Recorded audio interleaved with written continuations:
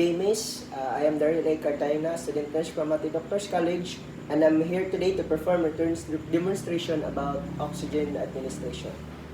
Procedure. Assess patient's respiratory rate and level of consciousness. Oxygen depletion would decrease respiratory rate, mental status, and elevates partial pressure of carbon dioxide.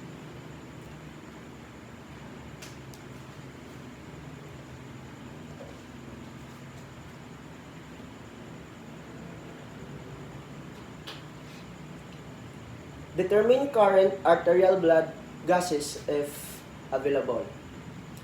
Post no smoking signs on the patient door and in view of patient and visitors.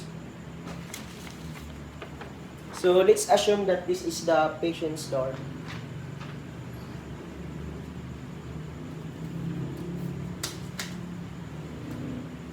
Then show nasal cannula to the patient and explain promotes cooperation. So show nasal cannula and relieves apprehension and promotes cooperation.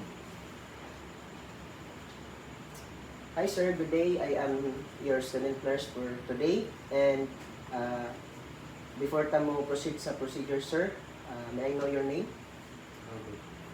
Sir Robert, before tamo proceed sa procedure, so ako sang explain ang purpose sa nasal cannula is this is to deliver oxygen from the oxygen tank through your nose to your lungs. So it is okay with you, sir? And make sure that the humidifier is filled to the appropriate mark. So here, this is our humidifier. And check the oxygen tank by turning on the regulator gauge to determine the amount of oxygen on it. So this is the oxygen tank gauge. So here, so once, so if we need to turn this on, we need to turn it counterclockwise. And attach the connecting tube from the cannula to the humidifier outlet. Oxygen force through water in humidifier to prevent dehydration of the mucous membrane.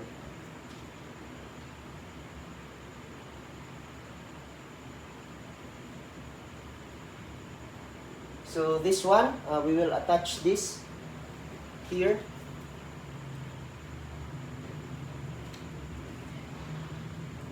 Set the flow rate at the prescribed liters per minute.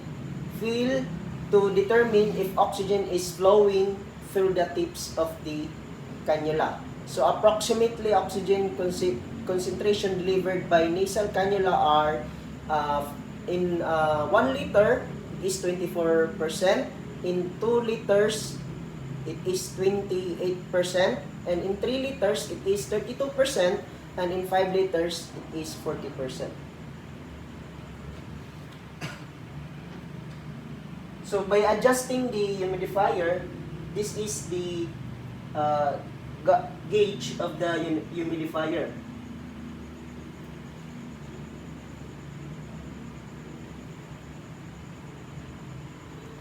Place the tip of the cannula in the patient's nose, fasting tubing around client's head or behind each ear. Position the cannula so that the tips do not extend more than 2.5 centimeter or 1 inch into the nares. Correct placement and fastener facilitates oxygen administration and comfort for the client.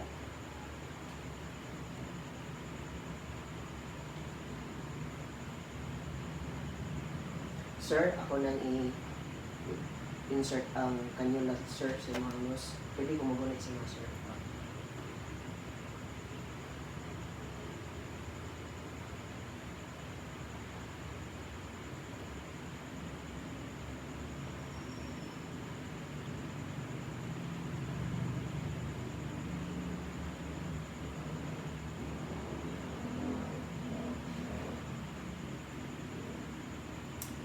Adjust flow to the prescribed rate. Encourage client to breathe through his nose with his mouth closed. Keeping the mouth closed provides optimum delivery of the oxygen to the lungs. Sir, dili lang ta mag ginawa through the mouth, sir. Only sa ato lang ilong, sir. So, determine the patient's comfort with oxygen use. So, unsa man ato ang gibati on, sir?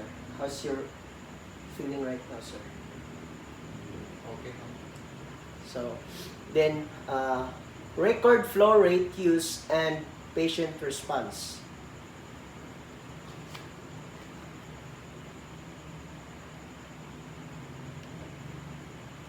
How's your feeling right now, sir? Okay lang.